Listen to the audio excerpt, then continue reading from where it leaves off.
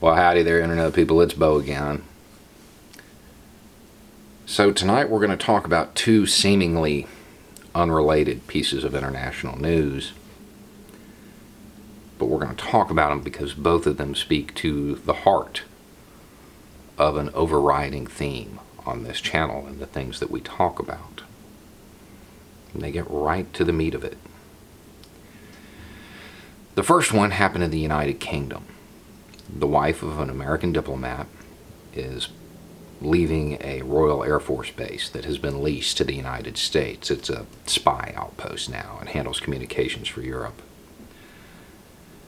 Turns the wrong way down a road.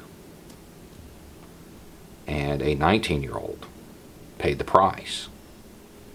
Lost his life. According to the police there, she initially talked to them and said she wasn't going anywhere, and then she used diplomatic immunity to get on a plane and come back to the United States. So that family gets no closure. None. Don't even really know what happened. At least it's not in the papers. And she may be back here, crying herself to sleep at night, overcome with remorse. But the family will never know that.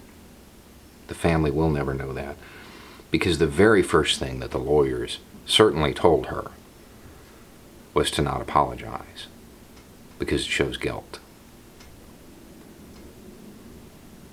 So they're going to be left in limbo.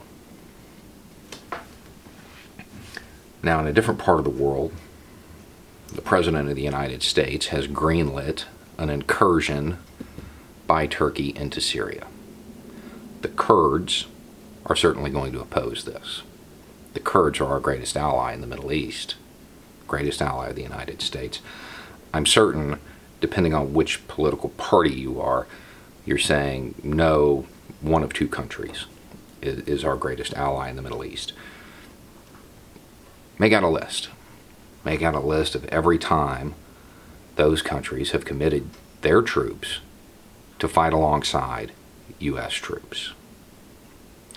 Then compare it to the Kurds. And the Kurds, they're not even a country. It's an ethnic group. They don't have a country. These are volunteers. No country of their own, no friends but the mountains. And as one of them told me tonight, we're waiting for the mountains to betray us. Because that's what's happening. We're selling them out. Again. Again. They will pay the price during this incursion. And that's what makes this worse than the other times. In the past, we have sold them out, but we did it tactfully. We just didn't help, or didn't help much, or undermined them via economic methods. This time, we're actively encouraging and cheering on the invasion of their homes. I know, those two things don't seem like they have much to do with each other.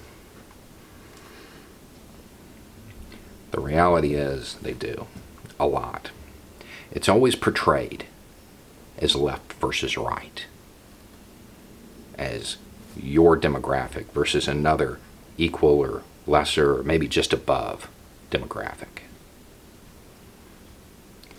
At the end of the day, it's not what it is. It never is. It's establishment versus you. They will always write you off to protect themselves. It's always what happens. George Carlin said it best. It's a big club, and you ain't in it. I'm not sure he understood that that club was international. Anyway, it's just a thought. Y'all have a good night.